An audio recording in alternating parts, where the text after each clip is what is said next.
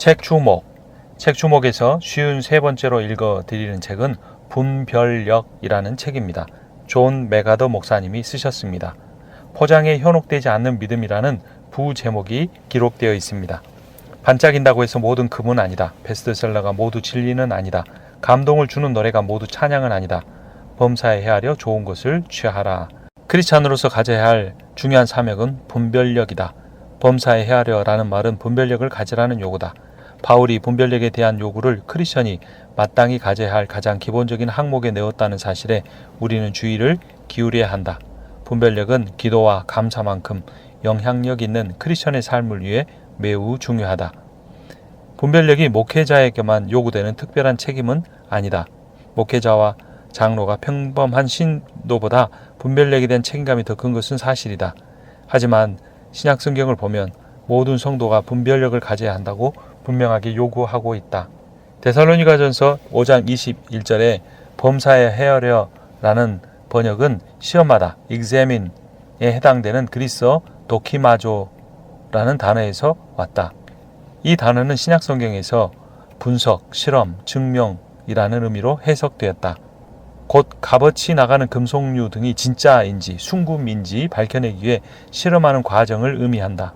사도 바울은 진리처럼 보이는 것이라 할지라도 그 모든 것을 스스로 판단해 보라는 의미로 이 말을 사용하였다.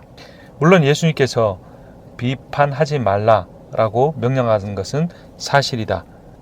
너희가 비판하는 그 비판으로 너희가 비판을 받을 것이요 너희가 헤아리는 그 헤아림으로 헤아림을 받을 것이니라. 어찌하여 형제의 눈 속에 있는 티는 보고 내 눈 속에 있는 들보는 깨닫지 못하느냐. 보라, 내 눈 속에 들보가 있는데 어찌하여 형제에게 말하기를 나로 내 눈 속에 있는 티를 빼게 하라 하겠느냐. 외식하는 자여 먼저 내 눈 속에 들보를 빼어라. 그 후에야 밝히 보고 형제의 눈 속에서 티를 빼리라는 마태복음 7장 2절에서 5절 말씀을 인용합니다. 하지만 예수님이 비난하신 것은 명백히 자신은 그렇게 살려고 노력하지 않으면서 오히려 다른 사람에게 더 높은 수준의 잣대를 들이대는 위선적인 행동에 대한 비판이었습니다. 예수님이 모든 비판을 삼가하라고 하신 것이 아닙니다.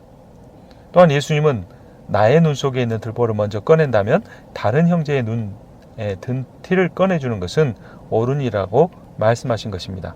성경이 금지한 것은 위선적인 판단이나 다른 이의 마음과 동기를 판단하는 일입니다. 그러나 다른 형태의 판단 행위는 명백히 장려하고 있습니다. 성경 전반에 걸쳐 하나님의 사람에게 진리와 오류, 참과 거짓, 선과 악을 판단하라고 역설하고 있습니다. 예수님은 요한복음 7장 24절에서 공의롭게 판단하라고 명령하십니다. 바울은 고린도 교회 사람들에게 나는 지혜 있는 자들에게 말함과 같이 하노니 너희는 내가 이르는 말을 스스로 판단하라라고 고린도전서 10장 15절에서 편지를 썼습니다. 하나님은 건강한 교리를 해치는 문제가 생겼을 때 하나님의 백성으로서 분별할 것을 명백히 요구하셨습니다. 하나님의 진리는 분별력 있는 믿음과 관련됩니다. 바울은 기계처럼 반복되는 전통에도 타협할 여지를 전혀 남기지 않았습니다. 무지하고 맹목적인 믿음으로 목적이 믿을 만한지 따지는 것조차 묵인한 채 단지 진리라고 선포한 모든 것을 액면 그대로 흡수하는 태도에 대해서 가차 없었습니다. 그런 느낌이나 감정 그리고 상상에 의해 끌리는 믿음 따위는 아예 제외했습니다. 대신 우리의 기준인 성경을 가지고 모든 것을 면밀히 객관적이며 합리적으로 시험함으로써 좋은 것을 확인해야 한다고 말했습니다. 어느 누구의 가르침도 내가 경험한 것도 강렬하게 느낀 감정 따위도 이 객관적인 시험을 지나칠 수 없습니다. 제이 아담스는 영감으로 전한 사도시대의 예언조차 검증해야 한다면 확실히 오늘날 사람이 가르치는 그 어떠한 것도 시험대에 올려 마땅하다고 말했습니다. 사도시대에 선포된 선지자들의 예언조차 곰곰이 따져보고 그 가치를 평가해야 한다면 하물며 오늘날 스스로 예언자나 설교자라고 자처하는 사람들이 선포한 메시지에 대해 신약성경 전권이 비추는 잣대를 들이대어 전격적으로 물고 늘어지는 일은 당연한 일입니다. 목적을 가지고 행하는 모든 경험이 감정 이런 것도 예외는 아닙니다. 제 아무리 강렬한 경험이나 느낌이라 하더라도 진실이라고 규정하지 말아야 합니다. 오히려 왜 강렬한 것인지 면밀히 따져보아야 합니다. 좋은 것이란 하나님의 말씀과 일치하는 진리를 말합니다. 선함이라는 단어는 헬라어 칼로스에서 나온 말입니다. 본래부터 좋은 것을 뜻합니다. 이는 단지 겉모습이 눈을 끈다든가 사랑스럽거나 아름다워 보이는 것이 아닙니다. 그 안에 순전함, 진리, 고상함, 올곧음, 그리고 선함이 들어있다는 말입니다. 달리 말하자면 선한 것이란 기분 좋게 만들어주는 그 무엇이 아닙니다. 세상에서 좋은 평판을 받는 것도 아닙니다. 육체를 만족시켜주는 것도 아닙니다. 다만 정확무호한 하나님의 말씀에 맞는 선, 진리, 정확성, 신빙성, 신뢰성을 가리킵니다. 이러한 진리를 발견한다면 보물처럼 붙들고 지켜야 합니다. 우리가 분별해야 할 것 중에 하나는 성경적 설교인가 아닌가입니다. 요즘의 설교는 짧아지고 경박해졌으며 사람들의 자아 문제를 다룬 장황한 이야기로 변해가고 있습니다. 설교 메시지는 인간관계, 성공하는 삶, 정서적인 문제, 그리고 여타 실용적이기는 하나 세속적인 전혀 성경적이지 않은 주제에 초점을 맞추는 경향이 강합니다. 이러한 메시지를 실어 나르는 투명유리 설교단처럼 이런 설교는 가볍고 핵심이 없으며 빈약하고 조악하며 사람들의 마음속에 하루살이보다 조금 더 오래가는 인상만 남깁니다. 얼마 전 매년 설교를 주제로 열리는 소모임 세미나 형태의 강해 설교 학회를 우리 교회에서 주최했습니다. 세미나를 준비하기 위해 나는 노트와 펜을 집어들었습니다.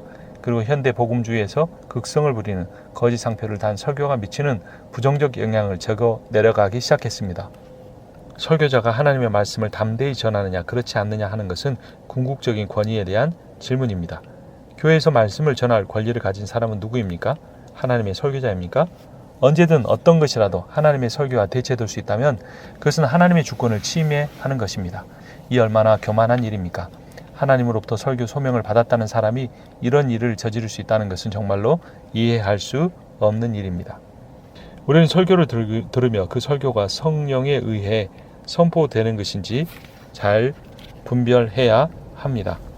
또한 그 설교가 성경에 초점을 맞추고 있는지도 점검해야 합니다.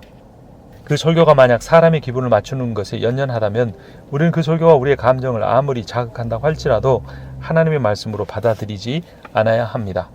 설교자는 사람들을 구원할 수도 성화시킬 수도 없습니다. 우리가 가진 통찰력과 영특함을 가지고 사람들을 즐겁게 해주거나 그들의 변덕과 소원, 야망에 호소한다고 해서 그들을 변화시킬 수가 없습니다. 오직 한 분만이 죄인을 변화시킬 수 있습니다. 그분은 바로 하나님이십니다. 하나님만이 말씀을 통해 성령으로 역사하십니다. 우리는 그러므로 설교를 분별할 때 이 설교 말씀이 하나님으로부터 온 것인지 사람의 경험과 지혜로부터 지식으로부터 오는 것인지 잘 분별해야 합니다. 우리가 또한 분별해야 할 것은 설교 후에 그 설교를 들은 청중에게 강단 앞으로 나오게 초청하는 일입니다. 초청한 뒤에 복음의 메시지를 간단히 전해주고 그 복음의 메시지를 받아들인 영접 기도를 하라고 합니다. 그러면 설교자는 그 영접 기도를 마친 사람에게 구원이 임했다고 말씀하고 또 구원의 확신을 가지라고 말합니다. 그러나 우리가 알아야 할 일이 있습니다. 구원은 인간이 어느 누구도 확신하거나 확신을 줄 수 있는 문제가 아니라는 것입니다. 구원의 확신은 오직 하나님의 약속의 말씀과 예수님의 희생, 성령의 일하심에서 오는 성화를 믿는 믿음에서 오는 것입니다. 구원이 우리의 행위에 의해 우리의 믿음에 좌우된다는 생각을 가져서는 안 됩니다. 사람은 다른 누군가를 구원할 수도 없고 다른 사람을 지켜줄 수도 없으며 궁극적으로 그들이 구원받았다는 확신을 줄 수도 없습니다. 다만 사람들에게 구원의 확신과 성령을 믿는 것에 대해 성경이 말하는 것을 보여줄 수 있을 뿐입니다. 그러나 현대교회는 하나님의 성령의 역사가 없이 목회자나 설교자나 부흥사가 자신의 인간적인 확신을 가지고 사람들의 반응을 기초로 하여서 그들에게 구원의 확신을 주려고 합니다. 이것이 문제입니다. 현대적 부흥은 수많은 사람들이 자신이 처한 비참함을 깨닫기도 전에 평안을 먼저 맛보는 것이 문제입니다. 우리가 깨달아야 할 비참함이란 아버지 집에서 놀고 먹으면서 아버지 제가 죄를 지었어요 라고 한 번도 말해본 적이 없는 탕자라는 사실에 있습니다. 회심한 증거가 보이지 않는 사람들에게 구원에 대한 확신을 심어주는 일은 경계해야 합니다. 잘못된 구원의 확신을 갖고 있다가 교회를 떠난 사람들이 많습니다. 100명 중 90명, 심지어는 그 이상이 결국 신앙을 저버렸다고 합니다. 영접 기도를 한 뒤에 주님을 떠난 사람들이 많다는 것입니다. 물론 강단 초청을 통해서도 어떤 사람이 아주 소수일지라도 구원을 받을 수 있습니다. 하지만 그것이 보편적이고 일반적인 목회 방법론이 되어서는 안 된다는 것입니다. 저자가 러시아 선교 여행에서 러시아인들이 운영하는 슈퍼마켓을 갔을 때의 일이다. 그 상점 아래는 식료품 진열대가 2개가 놓여 있었다. 아주 그렇게 많지 않은 상품들만이 그곳에 진열되어 있었다. 미국인 기준으로는 매우 소규모의 선반이었다. 상점에 있는 식품은 선반 2개 있는 것이 전부라고 매니저는 말했다. 이와 달리 미국 상점에는 많은 상품들이 진열되어 있다. 식사용으로 먹을 시리얼의 종류가 무려 264가지이다. 또한 62가지의 가장 각색의 용기에 담긴 겨자, 305가지의 탈취제, 198가지의 다양한 칫솔들이 있다. 안타깝게도 많은 미국 크리스천들은 시장에서 길들여진 태도를 교회에서도 적용하고 있다. 그 결과 이들은 교회에 와서도 자신이 필요하다고 느끼는 것을 구하고 자신의 욕망을 성취하는 종교 상품을 구하는 고객 행세를 한다. 자신을 섬기는 자로 여기지 않는다. 교회는 필요한 것을 융통해주고 자신을 대접하는 장소라고 생각한다. 하나님 중심이 되기보다는 자신에게 초점을 맞춘다. 교회를 하나님이 왕인 곳으로 인정하지 않고 오히려 그들 자신을 관심의 초점으로 생각하고 자신이 원하는 것을 성취시켜 주시기를 기대한다. 물질주의는 단 시간 내에 교회를 점령했으며 이와 같은 권리 만능주의의 소비자들의 태도는 미국 교회의 가장 큰 우상이 되었다. 크리스천들이 이처럼 소비자 권리의식을 가지고 교회에 접근하면 문제가 복잡해진다. 변덕이 죽 듯 변하는 우리 입맛에 따라 상표나 맛을 고를 수 있지만 교회나 사역에 헌신할 때는 그 변덕을 그대로 부리지 않도록 조심해야 한다. 그러나 일부 성도들은 교회 쇼핑객이 되어 교회와 사역을 선택할 때도 상품을 선택하듯이 하려고 한다. 선택권을 가져서는 안 된다는 말이 아니다. 절대적인 선택권이 우리의 것이라고 믿는 일은 그다지 현명하지 않다는 의미다.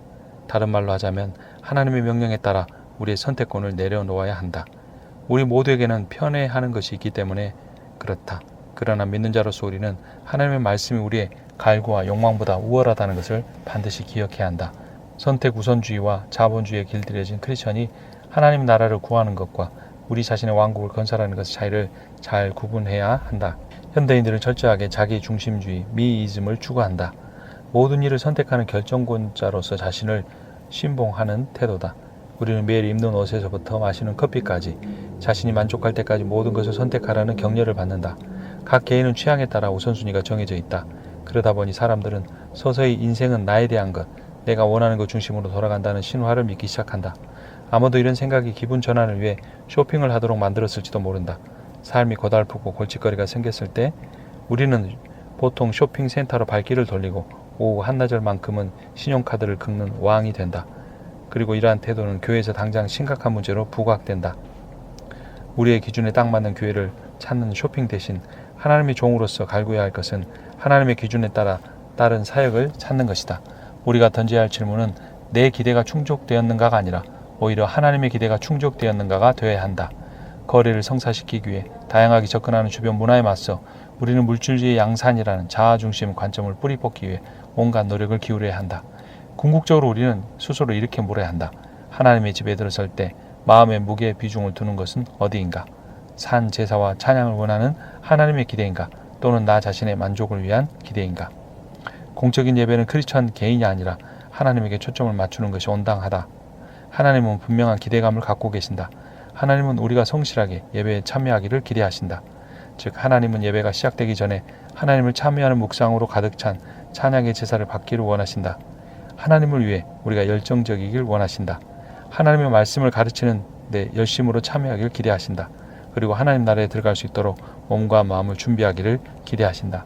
예배를 통해 하나님께 드리는 것이 아닌 순전히 하나님으로부터 무엇인가를 얻으려는 생각으로만 가져온다면 그것은 하나님을 하나님으로 보지 않고 우리의 종으로 만들려는 것과 같다. 그리고 예배의 목적은 이기적인 기쁨을 얻으려는 하나의 저급한 형식으로 전락하고 만다. 예배가 실용적으로 변질된다면 하나님은 우리의 예배를 거절하실 것이다. 하나님을 하찮게 만들어버리면 예배의 여지는 전혀 없다. 하나님이 계실 자리가 없어진다면 예배에는 아무것도 남지 않는다. 크리스천 소비자 권리의식은 하나님을 향한 진실하고 순결한 예배와 나란히 존재할 수 없다. 최근 교회 안에서 예배의 모습은 완전히 달라졌다. 한 세대 전만 해도 전혀 불가능해 보였던 일이 아주 보편적인 현실이 되었다.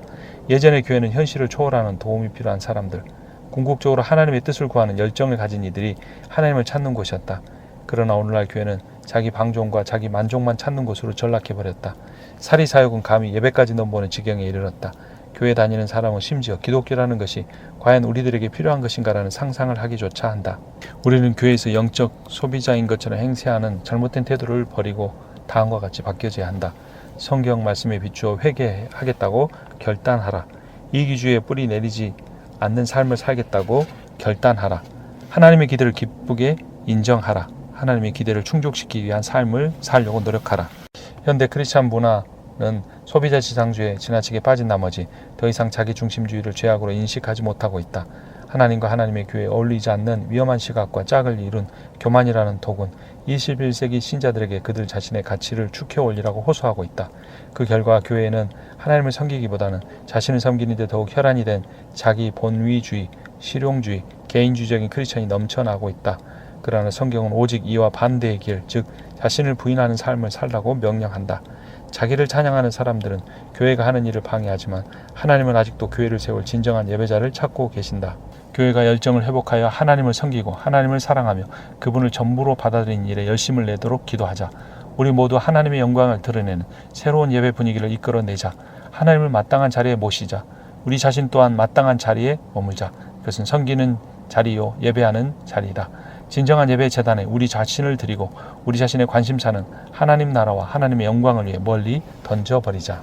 여러분, 존 메가더의 책처럼 분별력 있는 삶을 사시기를 바랍니다. 겉포장에 현혹되지 않는 진정한 믿음을 가지고 겸손함으로 하나님과 사람을 섬기는 삶을 살기 바랍니다. 섬김 받는 자리에서 내려와 하나님과 이웃을 섬기는 자리로 내려와 하나님께 영광 돌리는 삶을 사는 여러분과 제가 되기를 축원합니다. 책 추목이었습니다.